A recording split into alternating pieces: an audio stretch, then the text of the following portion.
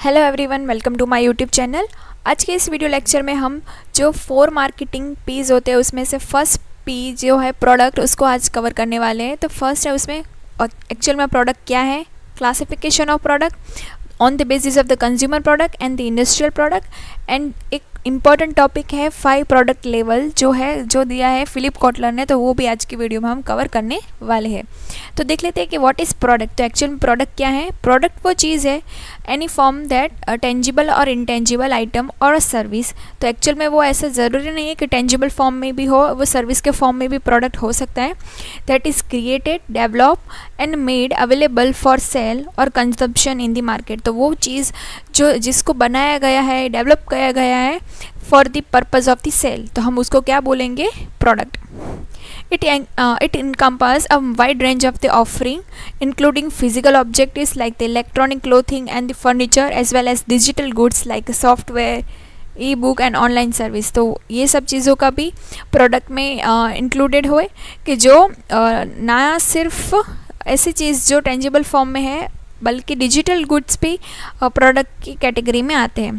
Product can be design to meet the need and wants of the individual consumer और business, and they come in the various forms catering the device preference and requirement. तो product को इस तरह से design करा गया है कि वो कंज्यूमर के नीड एंड वांट को फुलफिल कर सके। Ultimately, products play a crucial role in the commerce and are essential component of the economic system by providing value and satisfaction to those who use to or purchase them। ठीक है, तो वही चीज़ है कि जिसको जो चाहिए वो मेनली प्रोडक्ट की कैटेगरी में आएगी कि मैं ऐसा प्रोडक्ट चाहती हूँ जो मेरे जो रिक्वायरमेंट है उसको फुलफ़िल कर पाए। तो वो मेरी सेटिस्फेक्शन मतलब मेरी जो रिक्वायरमेंट की कैटेगरी में फुलफ़िल होगी तो वही मेरा सेटिस्फेक्शन लेवल होगा, तो वही मैं चीज़ परचेस करूँ इस तरह से। Anything of the value offered by the organization to the market for the satisfying their want or need is known as a product। तो अगर आपको प्रोडक्ट की डेफिनेशन कहे तो ये हम लिख सकते हैं, ठीक है। Anything of the value offer by the organisation to the market for satisfying their want और need is known as the product. The concept of product not only relate to the physical product but also the benefit offered by the product. For example, while purchasing a washing machine, a consumer does not only look for a physical quality। ठीक है, तो हम अगर washing machine लेने जा रहे हैं तो उसके सिर्फ फिजिकल क्वालिटी नहीं देखेंगे कि वो लुक वाइज कैसा है, but also the intangible factors such as its brand name, guarantee, offer, consumer company's image, status symbol etc। तो हम जो एक्स्ट्रा चीज़ें हैं कि वो किस ब्रांड क्या वॉशिंग मशीन है, उसमें कितने साल की वो गारंटी है, कंपनी की इमेज कौन सी है, मैं कौन सी कंपनी का प्रोडक्ट परचेस करूँ, वो सब चीज़ें भी मैं उसमें कवर करूँगी। Hence it can be said that the product is a mixture of the tangible and intangible feature a consumer can exchange for value in return of the to satisfy their needs. तो actual में जो मेरी need को satisfy करेगा वो product ही मेरे लिए सबसे वैल्यूएबल होगा। The 3 types of benefit provided by the product to the customers are namely psychological benefit, functional benefit and social benefit।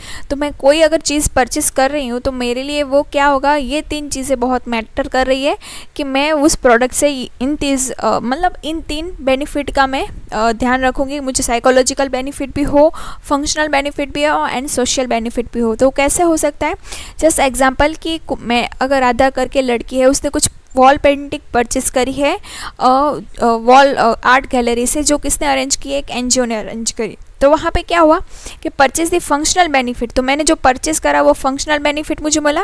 Gained by her will be the decoration of her living room. तो उसने जो painting ली तो वो functional benefit उसको क्या देगी कि वो डेकोरेशन पर्पज़ के लिए उसको यूज़ हुई। फिर she will get the psychological benefit in the form of satisfaction with her interest in the art and creativity. फिर साइकोलॉजिकल बेनिफिट क्या हुआ, मैं कुछ चीज़ परचेस कर रही हूँ तो वो मुझे पसंद है इसलिए मैंने परचेस करी ना, तो वो उसको क्या हुआ कि वो साइकोलॉजिकल बेनिफिट ये हुआ कि उसको वो परचेस करके अच्छा लगा, सेटिस्फेक्शन मिला। फिर हुआ कि she has purchase the painting from the NGO's art gallery, the money will be use to donation and which provide her social benefit in the form of the acceptance and good image in in the eyes of the people. तो उसने वो NGO से ली तो सब लोग को क्या लगेगा कि बहुत अच्छा काम किया, क्योंकि एनजीओ से हमने ली तो वहाँ पे उसको एज ए डोनेशन फॉर्म में वो रुपए एनजीओ ही कहीं ना कहीं यूज़ करेगा। तो उसको क्या मिला, सोशल बेनिफिट भी मिला। तो एक ही प्रोडक्ट से उसको 3 बेनिफिट एक साथ मिले।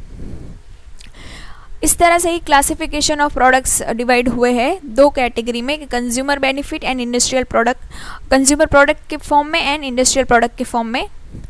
तो फर्स्ट देखेंगे कंज्यूमर प्रोडक्ट के फॉर्म में। तो क्या होगा, the product which is directly satisfy the want and need of the consumer are known as the consumer product. तो नाम से पता चल रहा है कि जो डायरेक्टली कंज्यूमर के साथ डायरेक्ट ही कनेक्टेड है, जो उसकी वांट एंड नीड को, ठीक है, कि मुझे कोई चीज़ चाहिए एंड मुझे उसकी नीड भी है, तो ऐसी प्रोडक्ट को डायरेक्टली कंज्यूम करना पसंद कर रहा है, वो होगा कंज्यूमर। जैसे कि shop, clothes, bread, jam, butter etcetera. Consumer products are the use by the consumer for the personal need. ठीक है, मैंने पर्सनल नीड के लिए कुछ खरीदा, ठीक है, क्लोथ्स लिए, मैंने शॉप लिया, ये सब मेरी चीज़ कहाँ पे आ गई, कंज्यूमर प्रोडक्ट में आ गई। This products can be further classify into 2 category. ठीक है, तो इसी चीज़ को और 2 कैटेगरी में हम डिवाइड करेंगे, on the basis of durability and on the basis of the shopping efforts. तो first on the basis of the durability के फॉर्म में कौन सी है, based on the durability there are 3 types of consumer product. Types के अंदर types बहुत ज़्यादा है, तो हमें वो एग्जाम पॉइंट से बहुत ध्यान रखना है कि 3 टाइप कौन से हैं, non durable product, durable product and service. तो फर्स्ट देखेंगे durable product on the basis of durability के फॉर्म में। The good that can be use for the long period of time are known as durable product. ठीक है, हमें कोई जो चीज़ हमें परचेस करनी है वो हमें लंबे टाइम तक हमें चलानी है, जैसे कि एक सीइंग मशीन हो गई, वॉशिंग मशीन हो गई, रेफ्रिजरेटर है, एयर कंडीशनर एक्सेट्रा। ऐसी चीज़ें जो हम लाइफ में शायद एक बार ही खरीदना पसंद करेंगे, अगर वो बिगड़ गई तो हम नहीं लेंगे, या फिर हमें टेक्नोलॉजी एडवांसमेंट के लिए वो चीज़ ले, नहीं तो हमें ऐसा ही है कि वो ले रहे हैं तो बहुत लंबे टाइम तक चलेगी। The durable goods include higher profit margin for the producer and need greater personal selling effort and various after sale service by the organisation. तो वहाँ पे इस चीज़ में 3 चीज़ें ज़्यादा ध्यान रखनी है। यहाँ पे हायर प्रॉफिट मार्जिन होगा फॉर द प्रोड्यूसर, क्योंकि अगर वॉशिंग मशीन ले रहे हैं तो हमें अगर वो मतलब एग्जांपल वो 30,000 का वॉशिंग मशीन है अगर, तो क्या होगा उसमें उसका प्रॉफिट मार्जिन बहुत ज़्यादा इंक्लूडेड होगा। फिर है need greater personal selling effort, उसको वो एक वॉशिंग मशीन सेल करने के लिए उसको बहुत ज़्यादा मगजमारी करनी पड़ेगी, बहुत ज़्यादा सेलिंग एफर्ट्स उसको लगाने पड़ेंगे। एंड फिर क्या होगा, आफ्टर सेल सर्विस भी उसको देनी पड़ेगी कि अगर वॉशिंग मशीन ख़राब हो गया या उसको कुछ गारंटी फॉर्म में दिया है तो आफ्टर सेल्स भी उसको ध्यान रखना होगा कि उसको कस्टमर सेटिस्फाई रहे। फिर है नॉन ड्यूरेबल प्रोडक्ट। तो क्या होगा, the goods that can be consume for the short period of the time, जैसे कि 1 और few use only are known as non durable product. तो ठीक है, तो कौन सी चीज़ है, शॉप है, शैम्पू है, टूथपेस्ट है, बिस्किट एक्सेट्रा, तो ये नॉन ड्यूरेबल प्रोडक्ट्स है। तो इसमें क्या होगा, this products need heavy advertising and less profit margin. तो यहाँ पे प्रॉफिट मार्जिन लेस होगा लेकिन उसको हैवी एडवर्टाइजमेंट की रिक्वायरमेंट रहेगी। तो एग्जाम से यहाँ से एक कीवर्ड्स है, तो यहाँ से एग्जाम में पॉइंट्स पूछ सकते हैं आपको कि heavy advertisement and less profit margin कहाँ पे होगा, तो नॉन ड्यूरेबल प्रोडक्ट्स में होगा। फिर है service. The activity satisfaction and benefits offer by an organisation for sales are known as a service. ठीक है, तो जो activity purpose satisfaction and extra benefit offer जो कर रहे हैं ऑर्गेनाइजेशन सेल्स के लिए, तो वो आ जाएंगी सर्विस के फॉर्म में, जैसे कि service offer by CA, teacher, doctor etcetera. तो वो सब चीज़ें कहाँ पे आ जाएगी, सर्विस के फॉर्म में, जो डायरेक्ट कंज्यूमर को सर्विस प्रोवाइड कर रही है। Services are intangible in nature, which means that we cannot see, touch or feel them. They are also inseparable from their source and cannot be stored because of their perishability. ठीक है, हम उसको ना तो separate कर पाएंगे, inseparable है कि मैं सीए का दिमाग तो हम नहीं ले लेंगे। ठीक है, तो वो इनसेपरेबल है एंड पेरिशेबल नेचर है। ठीक है, वो अगर बंदा हमारे यहाँ काम कर रहा है, एक दिन उसको वो काम नहीं करेगा तो उसका जो वर्क आवर्स है हम उसको स्टोर करके नहीं रख पाएंगे। Another feature of service is that they are highly variable because the quality and experience gained by the consumer vary with the personal providing them. तो डिपेंड करता है, एक ही डिग्री वाले डॉक्टर से सेम डिग्री वाला डॉक्टर है तो वो अलग अलग प्रिस्क्रिप्शन लिख के देगा हमें, और उससे हमें डिफरेंट टाइप से हमें इफेक्ट हो रहा है। ठीक है, तो वो अपने नॉलेज, अपने एक्सपीरियंस के अकॉर्डिंग हमें मेडिसिन देगा, तो वो डिपेंड करता है पर्सन टू पर्सन। फिर है on the basis of the shopping effort. तो शॉपिंग एफर्ट के बेसिस पे क्या होगा, based on the shopping efforts there are 3 types of product, जैसे convenience product, shopping product and speciality products. तो फर्स्ट है कन्वीनियंस प्रोडक्ट। तो कन्वीनियंस प्रोडक्ट में क्या होगा, the product which are purchase immediately, frequently and with the least effort and time are known as convenience. ठीक है, तो ये एक फीचर्स है इसके बहुत ज़्यादा ध्यान रखने हैं कि कन्वीनियंस प्रोडक्ट के, जो हम परचेस कर इमीडिएटली परचेस कर रहे हैं, बार बार परचेस कर रहे हैं इन the form of frequently and least effort लगा रहे हैं, मतलब जो हाथ में आया हमने वो ले लिया। जैसे कि एग्जाम्पल है newspaper, salt, match box, medicine etcetera.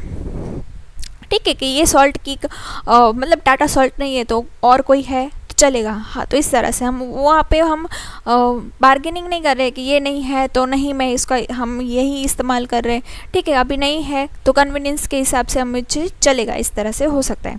फिर सम ऑफ द फीचर कौन कौन से है एक्स्ट्रा कन्वीनियंस प्रोडक्ट के convenience goods are purchase in the small number. तो स्मॉल नंबर में होगा एक मतलब एक महीने में हमें ज़्यादा से ज़्यादा 2 पैकेट सॉल्ट के लगेंगे, हम पूरे 12 महीने का तो उसको स्टोर करके नहीं रखने वाले। ठीक है, तो वो स्मॉल नंबर में होगा। फिर general they are of low price, तो उसकी प्राइस भी लो है।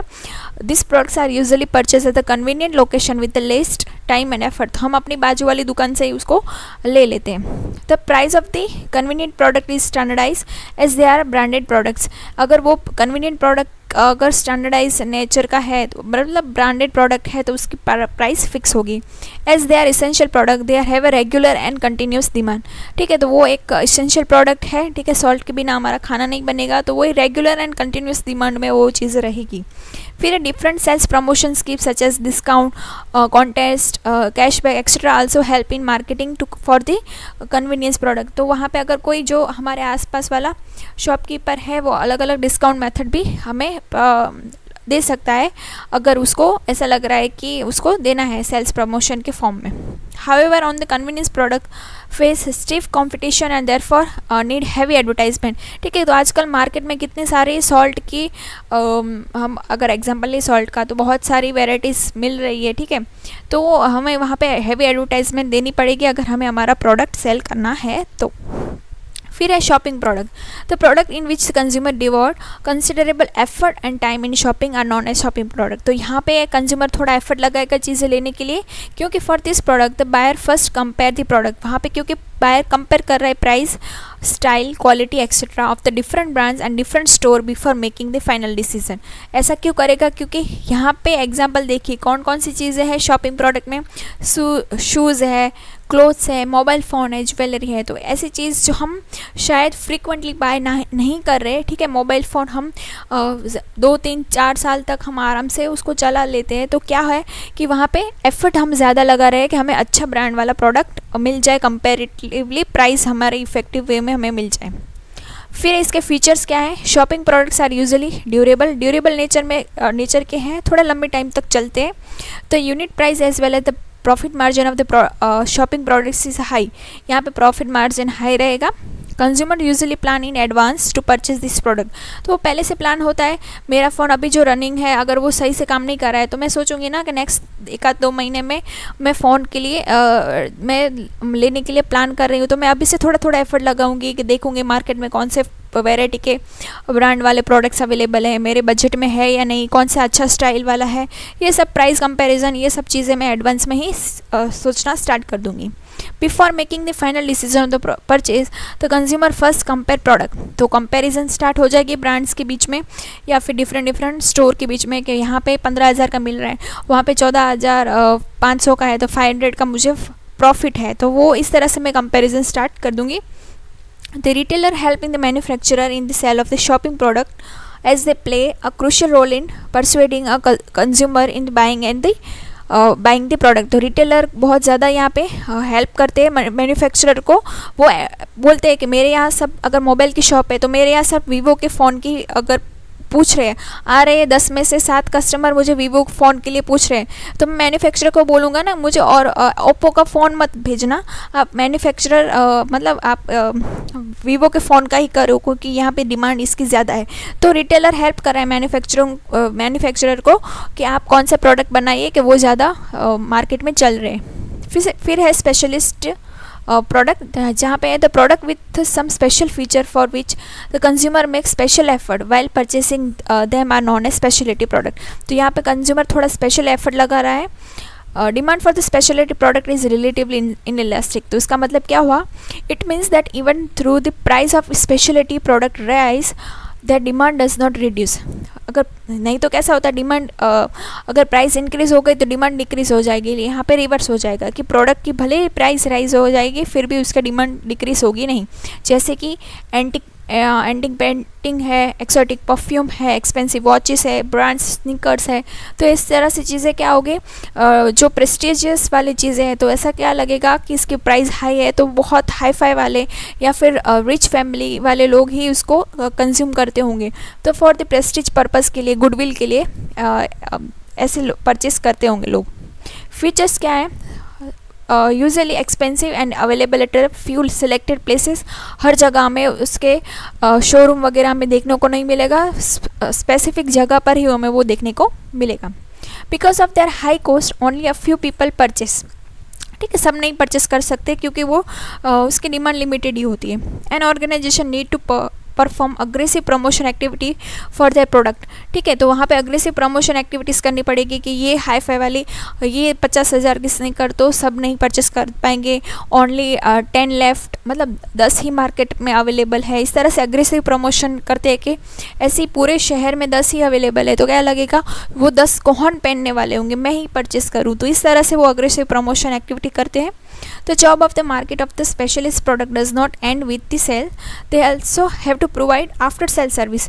तो ऐसे मतलब ऐसे हाई फाई लोगों वाले लोगों को तो हमें मेंटेन करके रखना पड़ेगा कि एक बार 50,000 के स्नीकर मतलब लेके गए तो फिर अगर कोई मार्केट में मतलब नया प्रोडक्ट लॉन्च हुआ हमारे यहाँ तो उनको फिर से हम कांटेक्ट करने की कोशिश करेंगे, हमारे बीच अच्छा रिलेशन मेंटेन करने की कोशिश करेंगे कि हमारे यहाँ से फिर से वो कुछ ना कुछ लेके जाए।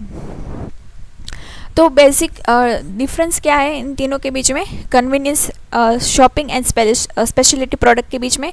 तो मीनिंग हमने देख लिया, the product which are purchase immediately, frequently and with the least effort और time are known as a convenience product. And यहाँ पे शॉपिंग प्रोडक्ट में क्या होगा, यहाँ पे थोड़ा एफर्ट लगाएंगे, यहाँ पे स्पेशलिटी प्रोडक्ट में क्या होता है, स्पेशल एफर्ट लगाएंगे। प्राइस क्या होगी यहाँ पे, price of convenience product is a low, यहाँ पे थोड़ी हाई एंड यहाँ पे वेरी हाई।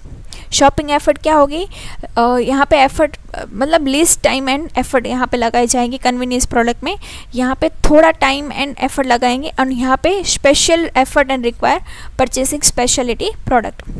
अवेलेबिलिटी कैसी होगी कन्वीनियंस पे, यहाँ पे हमारे यहाँ लोकेशन हमें लोकल यहाँ पे भी मिल जाएगी। शॉपिंग में क्या होगा, शॉपिंग प्रोडक्ट में क्या होगा, अवेलेबल है स्पेसिफिक कुछ ही शॉप पे वो अवेलेबल है। एंड स्पेशलिटी प्रोडक्ट में क्या होगा, फ्यू प्लेसेस पे ही अवेलेबल होगी। नेचर ऑफ डिमांड कैसा है, at the product are essentially product they are have regular demand. यहाँ कन्वीनियंस प्रोडक्ट की डिमांड रेगुलर होगी, shopping product have a no regular demand and have a limited demand speciality product में। तो ये होगी limited demand, ये होगी no demand, no regular demand. Role of promotion का क्या है, यहाँ पे this products require heavy advertisement and sales promotion schemes. यहाँ पे है रिक्वायर्ड पर्सनल सेलिंग एंड यहाँ पे अग्रेसिव प्रमोशन एक्टिविटीज़ करी जाएगी। तो ये ज़्यादा ध्यान रखना है आपको, एग्जाम में यहाँ से थोड़ा ट्रिकी क्वेश्चंस बन सकते हैं। आफ्टर सेल सर्विस क्या होगी, यहाँ पे नॉट रिक्वायर, क्योंकि सॉल्ट में अभी क्या उसको आफ्टर सेल सर्विस हम दें, यहाँ पे होगी रिक्वायर एंड यहाँ पे होगी very crucial for the speciality product. Example में देखिए सॉल्ट, मेडिसिन, न्यूज़पेपर। फिर शॉपिंग प्रोडक्ट में देखिए हमने शॉप, रेफ्रिजरेटर, क्लोथ्स, फिर expensive watches, antique paintings etcetera. फिर है इंडस्ट्रियल प्रोडक्ट। तो इंडस्ट्रियल प्रोडक्ट में क्या है, इंडस्ट्रियल प्रोडक्ट का example, feature of the industrial product, जो नंबर ऑफ द बायर, जहाँ पे है the number of the buyer of industrial products are limited as compare to the buyer of the consumer product. क्योंकि industrial product को directly consume नहीं कर रहे कोई, तो यहाँ पे नंबर ऑफ प्रोडक्ट कंज्यूमर होंगे वो लिमिटेड होगी। For example buyer of the wheat are less than the compare of the flour. ठीक है, तो हम आटा डायरेक्ट ही खरीदते हैं, ठीक है, और वीट खरीदने वाले लोग कम होंगे, तो वो इस तरह से नंबर ऑफ बायर कम है इंडस्ट्रियल प्रोडक्ट में। फिर चैनल लेवल में, the channel of distribution for the industrial products is usually shorter as number of the buyer is limited for this product। तो शॉर्टर चैनल होगी इसकी। फिर है geographic concentration, and industrials are usually located in the specific region, the demand for the industrial product is concentrated in one geographical location. तो depend करता है कि वो इंडस्ट्री कहाँ पे इस्टेब्लिश हुई है, तो वो डिपेंड करेगा वहाँ की पॉपुलेशन पे कि वो किस तरह से प्रोडक्ट की डिमांड करती है। फिर है derived demand, the demand for the industrial product से derive from the demand for the consumer product. Obviously consumer product के लिए चीज़ कहाँ से बन रही है, इंडस्ट्री से बन रही है, तो इंडस्ट्री ही डिराइव डिमांड बना रही है कंज्यूमर डिमांड के लिए। For example industrials will have demand for if people demand fur jacket for the product. ठीक है, लोगों की डिमांड है कि फर जैकेट बनाए, तो वो डिमांड के लिए जो फर लगेगा तो वो कहाँ से आएगा, इंडस्ट्री से आएगा। फिर है reciprocal purchasing, a common case of industrial product purchaser in which one organization buy from another company on one condition that the latter will buy from the former is known as reciprocal purchasing. जैसे कि a shoe company purchase leather from a leather company only if it buy the manufacture shoe from the shoe company. ठीक है, तो वो ऐसे reciprocal purchasing कि मैं तुझसे लेदर शूज़ मेकिंग के लिए लेदर ले रहा हूँ, तो तुम्हें वापस से मेरे यहाँ से ही शूज़ लेने हैं, तो इस तरह से हम उसको काउंटर ही उसको ऑफर कर रहे हैं। फिर ये role of the technical consideration, industrial products are complex in nature, therefore they require higher technical consideration in the purchase. फिर leasing out, at the cost of industrial product is high, organization usually lease out the product instead of the purchasing them। ठीक है, leasing यहाँ पे क्या होगा कि हम बहुत सारी इंडस्ट्री बड़ी है, जैसे कि देखिए रोड कंस्ट्रक्शन कंपनी में higher a lease out of the road roller instead of the purchasing. जो रोड बनाने के लिए जो बड़े मशीन हमने देखे हैं, तो ऑब्वियसली वो खरीदेंगे नहीं उसको, वो भाड़े पे ले लेंगे। लीज यहाँ पे क्या मतलब हुआ, वो भाड़े पे ले लेंगे, रेंट पे ले लेंगे, तो उससे क्या होगा, रेंट देना ज़्यादा कम एक्सपेंसिव रहेगा एज कम्पेयर टू परचेस कर देने से। फिर एक क्लासिफिकेशन ऑफ इंडस्ट्रियल प्रोडक्ट, जहाँ पे material and parts, capital item, supply and business के बेसिस पे क्लासीफाई करा गया है इंडस्ट्रियल प्रोडक्ट को। तो फर्स्ट है मटेरियल एंड पार्ट्स के बेसिस पे, the goods which enter the product of the manufacturer completely are known as a material and parts. These goods are two types, namely raw material and manufacturer material or parts। तो material and parts को भी दो part में है, जैसे कि raw material तो सबको पता है कि जैसे कि farm products such as the sugar cane and cotton, तो जो रॉ मटेरियल का काम कर रहा है, ठीक है, शुगर कैन एंड कॉटन, तो वो बेसिकली रॉ मटेरियल में आ जाएंगे। फिर है मैन्युफैक्चरर मटेरियल एंड पार्ट्स में, it consist of the component material such as iron, glass etcetera are other component part of such batteries, tyre etcetera. तो जो एक मैन्युफैक्चर मटेरियल जो अलग अलग चीज़ों के लिए पार्ट्स का काम करेंगे, कंपोनेंट का काम करेंगे, वो iron, glass etcetera, and the other component part is a battery and tyre, तो वो चीज़ें इसमें कवर हो जाएंगी। फिर एक कैपिटल आइटम, जैसे कि capital fax, machine, laptop etcetera, जैसे which are use by the organization for the production of the finish goods. तो फिनिश गुड्स के प्रोडक्शन के लिए जो मेन आइटम्स हमें लगेगी, फिक्स एसेट, हम उसको बोलेंगे कैपिटल आइटम। फिर है सप्लाईज एंड बिजनेस सर्विस, तो goods and service which are used by the organisation to facilitate the development and the management of the finish products are known as supply and business service. For example maintenance items such as paint, nails etcetera, and operating supplies such as the writing paper etcetera. तो जो supplies and business service के लिए helpful रहेगी, तो वो दोनों चीज़ें यहाँ पे goods and service facility provide करेगी डेवलपमेंट के लिए, फिनिश प्रोडक्ट के प्रोडक्शन के लिए, तो वो होगी सप्लाई एंड बिजनेस सर्विस। तो डिफरेंस क्या है consumer product and the industrial product में, तो हमने नाम से देखा कि कंज्यूमर प्रोडक्ट क्या होंगे, डायरेक्टली सेटिस्फाई करेंगे want and need of the consumer. यहाँ पे प्रोडक्ट क्या होगा इंडस्ट्रियल प्रोडक्ट में, organisation inputs and production of the other product are known as a industrial product. तो यहाँ पे प्रोडक्ट कौन यूज़ कर रहा है, ऑर्गेनाइजेशन यूज़ कर रहा है। बाइंग मोटिव क्या होगा कंज्यूमर का, कि consumer products are purchase with the motive of personal consumption, और यहाँ पे है इंडस्ट्रियल में motive to manufacturing other product. Nature of the buyer कैसा है यहाँ पे कंज्यूमर प्रोडक्ट में, the buyer of the consumer product are more impulsive and spend less time and effort in comparing different brands and available in the market। ठीक है, थोड़ा impulsive nature का है, क्योंकि वो spend less time and effort और different brand के products को कंपेयर करने में लिए वो ज़्यादा टाइम कंज्यूम नहीं कर रहा है। फिर इंडस्ट्रियल प्रोडक्ट में क्या होगा, यहाँ पे spend more time and effort, क्योंकि यहाँ पे ब्रांड अवेलेबिलिटी बहुत ज़्यादा है उनके पास और कंपेयर तो उसको करना पड़ेगा क्योंकि वहाँ पे हैवी इन्वेस्टमेंट उसको लगेगा।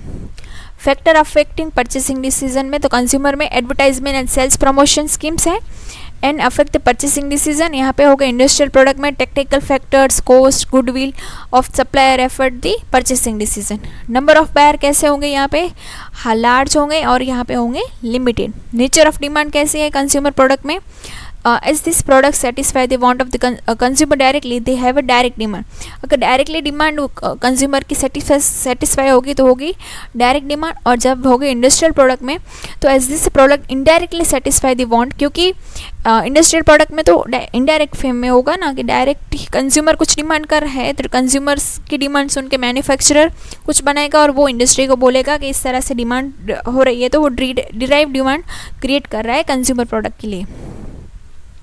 ठीक है, तो आई होप से इस वीडियो से आपको हेल्प मिली होगी। जो 5 प्रोडक्ट लेवल है ना तो हम वो नेक्स्ट वीडियो में कवर कर लेंगे। Thanks for watching.